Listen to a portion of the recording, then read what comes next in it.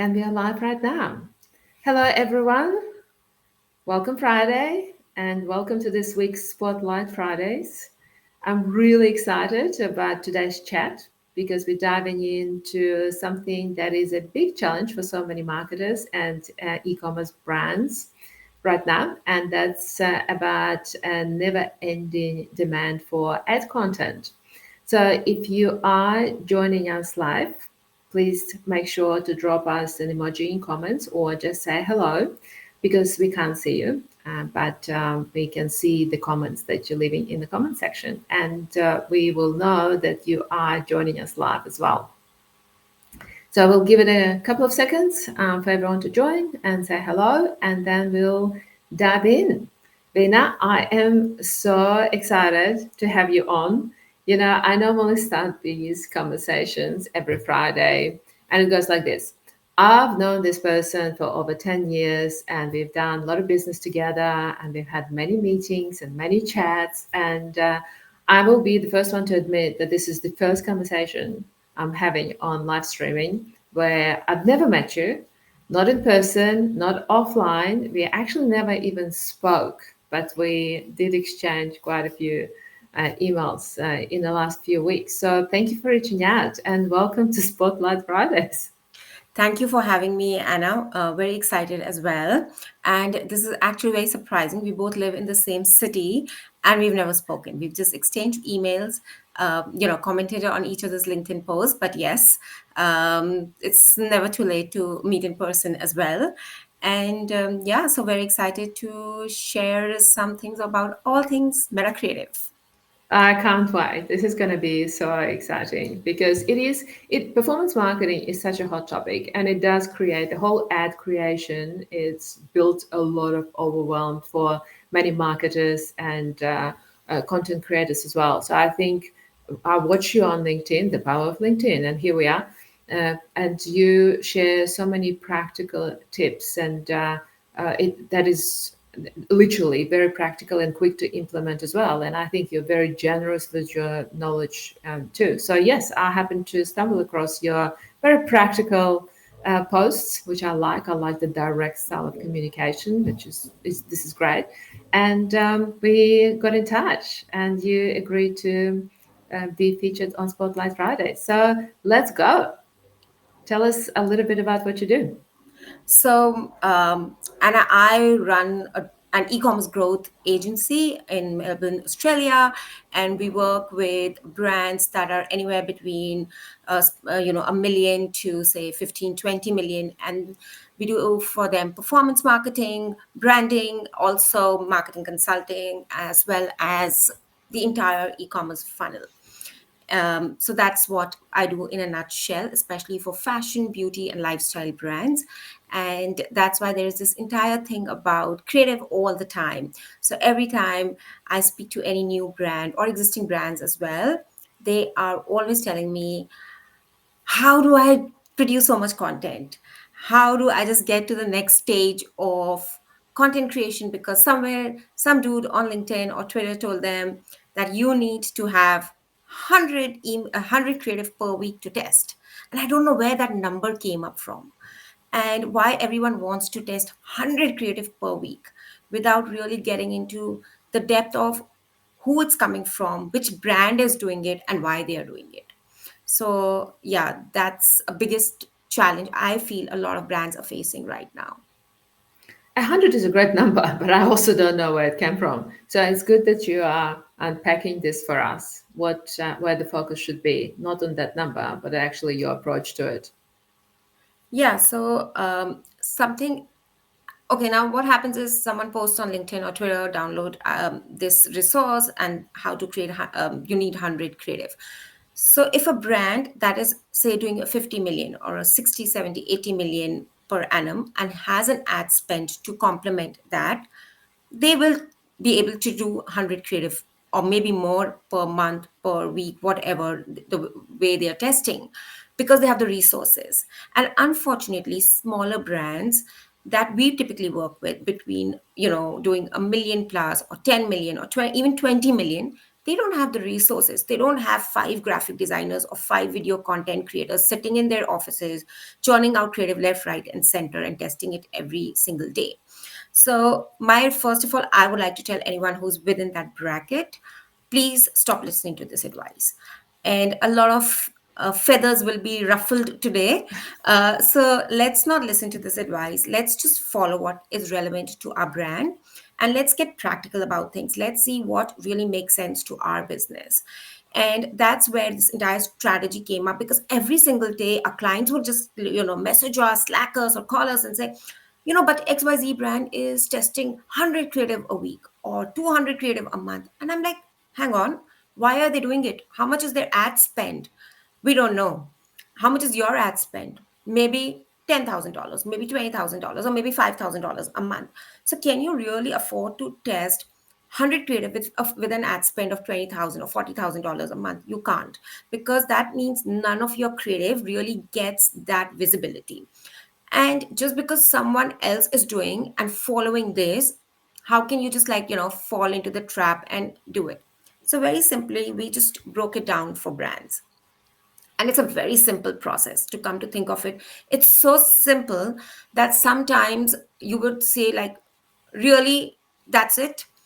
So just look at your brand, look at your customer reviews, put all your customer reviews in a spreadsheet or download them and put them through ChatGPT. For that's your step one. And just see what and give it a prompt. And that prompt will vary, which should basically talk about analyzing your. I'm not going to give you the exact prompt because that's our agency's prompt. I can't give it away just like that. So you'll have to put that prompt where you're just asking ChatGPT to analyze reviews with your customers' pain points, your product benefits, and what are people actually saying. Take those reviews. That's one, step one. Secondly, just look at your own product, your benefits. Why did you launch this product? So suppose I'll give you an example from a skincare brand. They make vitamin C skin C serum, and they are the only one that doesn't turn brown, that doesn't oxidize. So that's a category truth which they've tried to tackle. So that's your product benefit. So the pain points, people say it oxidizes very quickly. You take that and then you put everything together, put it all in a spreadsheet, divide it into different columns where you talk about. Marina is saying, don't give away all your tips. Yeah, she is the first one to give away everything. So yeah, I like that comment comes from her. Thanks, Marina. Yeah, so just put it all in a spreadsheet with customer reviews and analysis, product benefits, category truths, how's your product different. That's it. That's what you need to do. And this is just, a very traditional way of thinking of advertising. It's just taking that big concept and then figure out different concepts from there, which you will test week on week. So put like month on month, week on week, depending on your ad spend. So just to give you an example, test one big concept with four ads every week or month depending on your budget. And just to go back to the vitamin C example, is suppose it's about your oxidize, so your product not getting oxidized, which is a great category benefit. Do one static ad, one video ad, one collections ad, and one carousel. That's it. Test that with $200 for 1 week. I mean, just put $200 behind testing budget. That's what we do. We just put $200 and we see which angle out of this is kind of clicking with our audiences. Take that angle, start creating more content around that. And like this, you can just keep on testing so many concepts depending on your ad spend and ad budget, and then keep working on that. That's it. It's that simple. It's just that you need to put in a little work. It's a process which has really simplified things for us so much. Wow, I am actually blown away by how simple it is. And what is simple doesn't mean that it's easy, and what is easy doesn't always mean that it's simple. But you're right, when you have the right framework for it, then you can create the plan, how to follow the plan. And I really like the fact that you combine the two pieces together, the customer piece and the brand's piece. So you have the brand's unique selling proposition or the unique benefit, what you've highlighted with this serum. And then you have the customer sentiment around that, which is already, both are available right now. So you don't even have to do a massive research and external research to find out what are the pain points are and what the customers are asking for, the problems that you want them to solve. It's already available. You just have to put it in that framework and generate ads based on that. This is genius. Thank you. And that's the thing, because when you're launching a product, why have you launched a product? And I'm not talking about drop shipping here. I'm not talking about fads. I'm talking about brands that have actually invested in all that customer research before launching a product. Because when you've launched a certain product, you saw a need gap in the marketplace. You knew that there is a certain requirement for that product, and you're forgetting that, because just because competition is doing xyz things, you forget your core. And this happens all the time. You forget why you really launched maybe those leggings, which are with some soft breathable fabric. You've done it because you don't want, when you're in the gym, you don't want to sweat so much. Or even that perfume which you've launched, it has certain non-toxic ingredients or whatever it is, or the fragrance or whatever. So we just kind of forget what is true to our product, and we just look at what others are doing. And that's why if you open your Facebook feed today or Instagram feed today, everyone follows the same kind of creative concepts. They follow the same visuals, because they are, again, with AI you can generate or whatever with those templates. It's such a templatized look that your audience has stopped reacting to your creative. Yes, I think everyone has access to that Facebook library where they can have a look at what competitors are doing, but then they're losing their uniqueness. Yeah. And that's true, because suddenly, when and that's why anything which is a little away, a little out of the box, that stands out, even if it's like slightly different from the rest. So when you look at, that's why everyone is talking about the Kim Kardashian inflated doll thing in NYC, because it's something different. And it's everyone is just like putting their Yakmis, or however you pronounce that handbags brand. They started this overinflated bag kind of a thing everywhere. But Kim took it to the next level, because she herself is Kim Kardashian. So it's just that how you can actually stay true to your brand ethos and not do what everyone else is doing at the same time. And just take those ideas. So you don't necessarily need to follow those templates, because some guru on Facebook is saying, or some guru on Twitter is saying that just follow this, do these five templates. But why? I mean, have you even thought about why you really need to follow those templates, and are they really true to your brand? This is genius. I absolutely love it.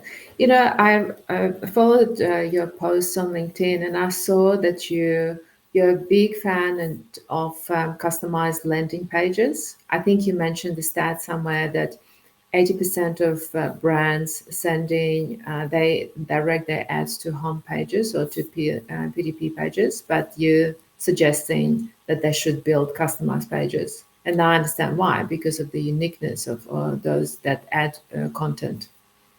Yeah, also because everyone is getting so overwhelmed and stressed about creative that they've stopped focusing on what happens when someone clicks on your ad. When you land on that PDP, or on that landing page, there is no synergy. You are driving one message through your ads, and you are talking about something else on your LinkedIn on your landing page, and then there is a complete disconnect. Disconnect. Yes, And I agree. what's happening is all that money you invested in creating that ad, in putting that ad spend, the budget behind it, is going down the drain, because your customers are not converting, your audience is not converting, and as a result, what is happening is you're losing out on money, and you're feeling, now let me just pump in more creative.